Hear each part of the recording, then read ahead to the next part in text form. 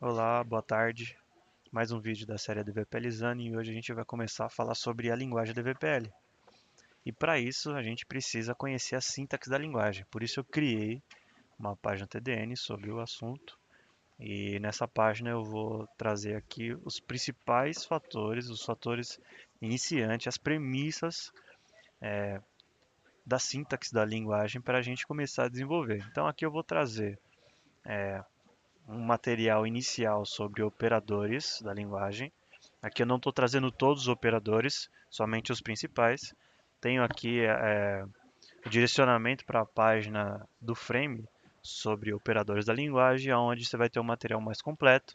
Então, trago operadores matemáticos, e avaliação relacional, que é quando a gente compara um valor com o outro, e avaliação lógica, quando a gente soma avaliações relacionais. Temos aqui um material também inicial sobre variáveis. Também tem um material original do framework sobre as variáveis. Temos aqui uma descrição para que a gente usa as variáveis, os tipos de variáveis, os tipos de dados que a gente coloca em variável, a vida útil da variável. Uma página sobre comandos. Então a gente tem aqui os principais comandos em ADVPL para condicional, case, for, while. E eu criei uma página também para a gente falar sobre a estrutura de um programa. Aqui eu vou explicar o que precisa ter dentro de um fonte para que seu programa rode dentro do Proteus. Então eu coloquei aqui algumas explicações sobre cada pedaço dessa estrutura desse fonte. Então eu inicio aqui com include, eu passo aqui um detalhe sobre include e uma documentação também mais completa. Eu deixo aqui o link da página do framework falando sobre include, do comentário dentro do fonte, inicialização de função. Então aqui vocês podem dar uma olhada sobre cada item tranquilo depois do vídeo. Então o que eu vou fazer hoje? Eu criei aqui uma função, um fonte, um programa na DVPL para retratar cada material que eu disponibilizei sobre operador, sobre variáveis, sobre comandos. Então montei aqui uma função que retorna algumas mensagens de alerta aqui. Essa é uma função para dar um alerta na tela, um pop-up. Não precisa se preocupar com ela, mas se você quiser procurar sobre ela no TDN, tem um material do framework sobre ela.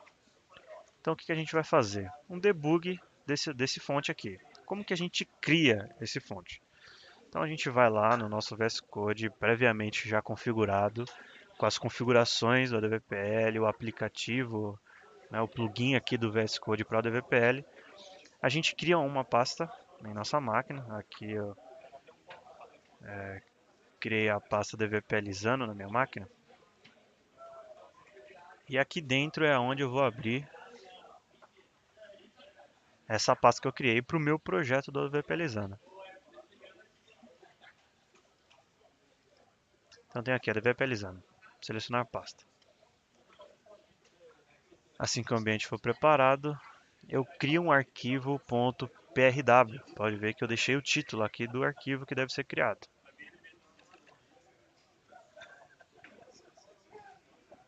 New file, syntax. Quando eu crio o arquivo PRW, o plugin do ADVPL que nós instalamos já reconhece que esse arquivo vai seguir a sintaxe do ADVPL e ele pega as palavras chaves da codificação do ADVPL, como o if, o else, o do, e coloca em cores diferentes. Isso facilita muito. A gente pega também o fonte, está aqui o exemplo, cola no nosso arquivo e a gente escolhe o ambiente configurado previamente e faz a compilação. Salva, Ctrl F9. E aí a gente aguarda aqui a conexão com o servidor e a compilação.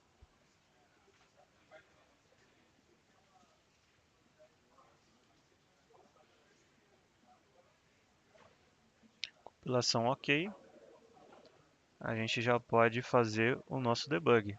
Eu falei no vídeo sobre configuração do VS Code sobre a tecla F5, o atalho F5, e ele inicia um modo debug no VS Code. Ali a gente usou para testar o ambiente que a gente configurou. Aqui a gente vai definitivamente fazer um debug nesse fonte. Exatamente para a gente ver o funcionamento de cada código, de cada linha de comando que a gente criou aqui nesse arquivo fonte. Então vamos lá, tecla F5. Aqui onde o VS Code pede para a gente formar um programa, a gente copia o nome da função. Lembrando que para a função do tipo usuário, a gente inicia com U, underline e o nome da função. E a gente pressiona o Enter. Aqui o VS Code já entrou em modo depuração e a gente aguarda o nosso breakpoint, que a gente colocou aqui na linha 25, ser executado. Então tá, o que a gente tem até aqui? Passamos da área da declaração de variáveis, portanto todas as variáveis declaradas no cabeçalho desse fonte estão criadas. Na lateral à esquerda a gente tem aqui uma área de variáveis.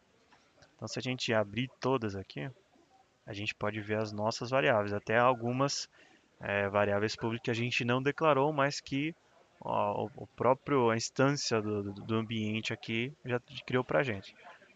Mas temos aqui a nossa LVAR com a informação true.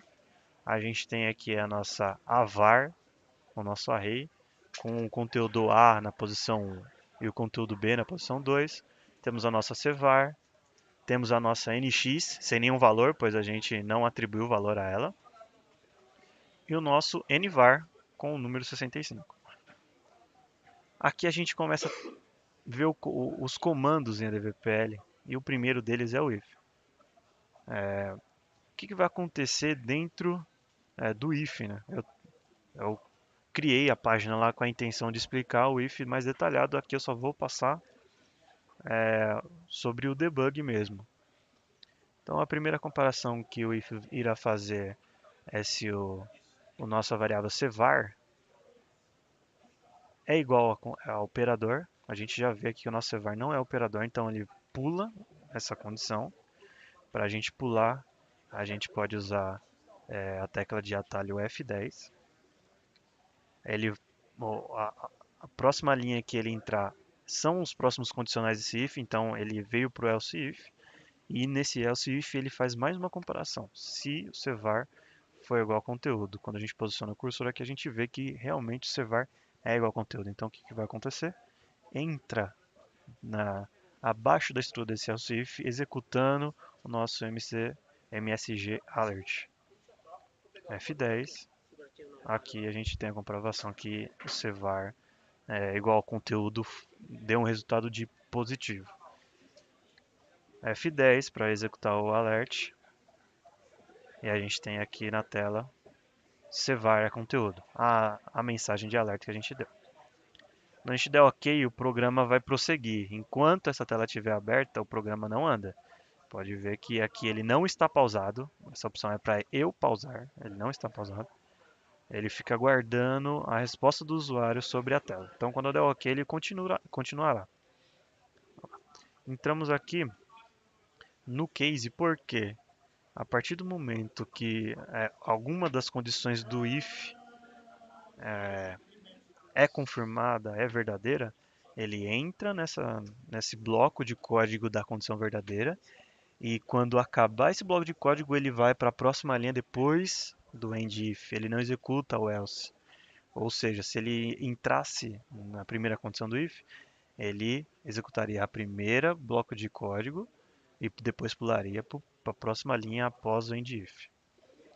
O case é a mesma coisa. Então aqui tem outras comparações. 5 mais 6 são 11. 11 não é maior ou igual a 65, portanto ele não entrará aqui. Outra comparação é 9 menos 2, 7, não é igual a 65, ou seja, não entrará também nesse case. O que resta é o otherwise, que ou seja, se não entrou em nenhuma das anteriores, entra agora. Então a gente vai ver a mensagem alerta aqui, não sei o que é var. Está aqui. Dando continuidade, temos um for. O for ele é muito utilizado para fazer um loop de código quando a gente sabe quantas vezes a gente precisa desse loop. Então a gente declara aqui a variável nx, com a quantidade que a gente quer inicializar ela. Então a gente iniciou com 5 e coloca aqui após o código to a quantidade de vezes, ou melhor, o número máximo que o nx vai chegar. Então se a gente iniciou ele com o número 5, quando chegar no número 10, ou seja, daqui 5 vezes, o for vai parar de ser executado. Então vamos lá. Eu vou pegar esse nx. Uma outra forma de olhar as variáveis seria o watch. Aqui a gente adiciona uma variável para ser assistida. Então a gente deixa aqui o nx guardado. Como a gente declarou o nx sem conteúdo, ele fica como new. A partir do momento que ele entrar na primeira linha desse for aqui, na linha 50, ele vai começar a ter conteúdo, porque a gente vai começar declarando ele como 5. Então vamos executar aqui no F10. Aí a gente vê lá que o NX recebeu o 5. Outras duas tags que a gente tem aqui de comando dentro do for é o loop e o exit. O loop é para eu pular para a próxima execução do if, somando também o NX, que é a característica do for. A cada next ou loop, essa variável nx é somada, um número. Ou exit, que é simplesmente para parar de executar o for, ou seja, assim enviando o ponteiro para a próxima linha depois do next, comando do for. Então a gente vai ver aqui que a gente tem um if dentro do for para executar um loop, um exit ou nenhum dos dois. Vamos aos condicionamentos. Então, se o nx for igual a 6, eu dou loop. Como aqui não é verdadeira essa condição, eu não vou entrar no loop. F10. Dando F10, a gente vai para o descondicionamento. Nx igual a 8 é um exit, ou seja, sai do next. Não vai acontecer isso, porque o nosso nx não é 8. Então a gente vai seguir aqui com a mensagem de alerta. Vamos lá. Então nx está em 5. O último número, quando deu essa mensagem dentro do nx, era 5. Então, ok. Então vamos seguir aqui. Nesse momento, nx é 6, ou seja, vamos ter um loop. Ou seja, não teremos a exibição dessa mensagem. O loop faz com que o ponteiro volte para a primeira linha do next, primeira linha após o início do for. Então a gente vai voltar para a mesma linha, só que a gente vai ver que o nx vai ter somado um número. Próximo, loop, próximo, nx igual a 7 agora. Não vamos entrar no loop dessa vez, também não entraremos no exit. Teremos a mensagem então que o nx está em 7. Vamos lá, não entra no loop, não entra no exit, aparece a mensagem 7. Agora a gente vê aqui que a condição nx igual a 8 será verdadeira. Então a gente vai receber um exit. O exit significa que a gente vai sair do for. Então a próxima parada aqui do cursor será no while. Então vamos aqui dar um F10 para prosseguir. Não é 6, mas é 8. Então vai dar o exit. Próxima linha após o next. A nossa próxima linha é o while. O while ele é utilizado para fazer um loop de código, uma repetição de código, quando a gente não sabe exatamente quantas vezes a gente precisa repetir isso, esse código, esse bloco de código. A gente usa para andar dentro de uma tabela, posicionando nos registros posteriores. A gente usa para andar dentro de um resultado de uma query. A gente usa para comparar valores, enquanto um valor for igual ao outro, a gente executa, a gente repete os comandos. Aqui, como a gente ainda não viu nada sobre tabela, banco de dados ou query, eu vou deixar uma variável aqui que a gente iniciou ela como verdadeira. Ou seja, esse while vai ficar sendo repetido, esses códigos serão repetidos enquanto eu não alterar o conteúdo dessa variável. Eu coloquei aqui para alterar o conteúdo dessa variável,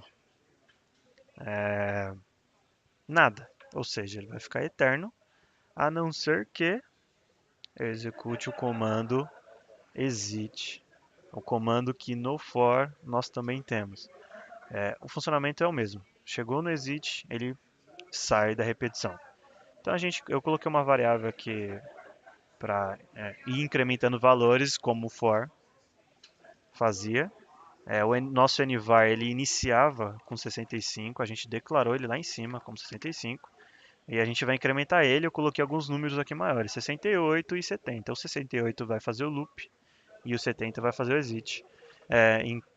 Quando nenhuma dessas duas forem verdadeiras, a gente vai recebendo as mensagens aqui de while true está em algum valor do NVAR.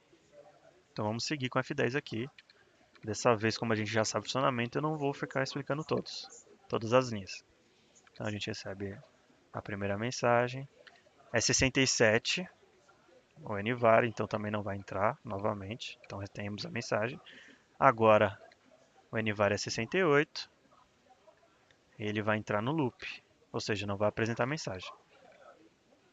Agora temos o NVAR em 69, vamos apresentar a mensagem. Agora nós teremos o NVAR 70, que acontecerá o exit e vamos sair dessa repetição. Beleza.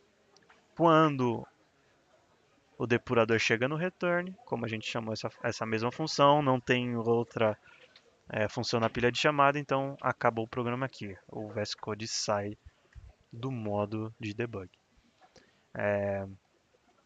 Temos aqui uma variável, um conteúdo aqui no return. Como que funciona esse conteúdo? Bom, aqui eu estou devolvendo para o return o conteúdo da posição 2 desse array. Na posição 2 desse array, a gente tem um conteúdo B. Simples. Uma letra aqui, um caractere B.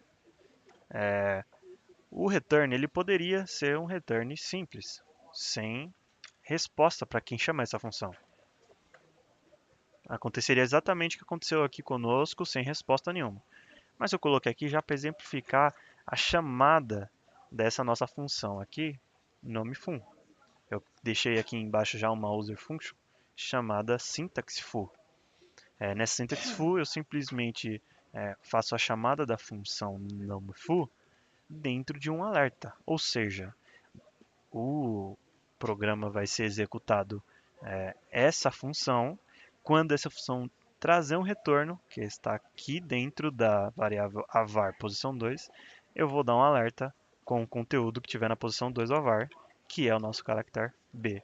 Ou seja, vai executar todas as mensagens da função nomeFun e no final ainda terá uma outra mensagem com o retorno da nossa função nomeFun. Então vamos executar aqui o debug usando agora essa função syntaxFoo. Enter.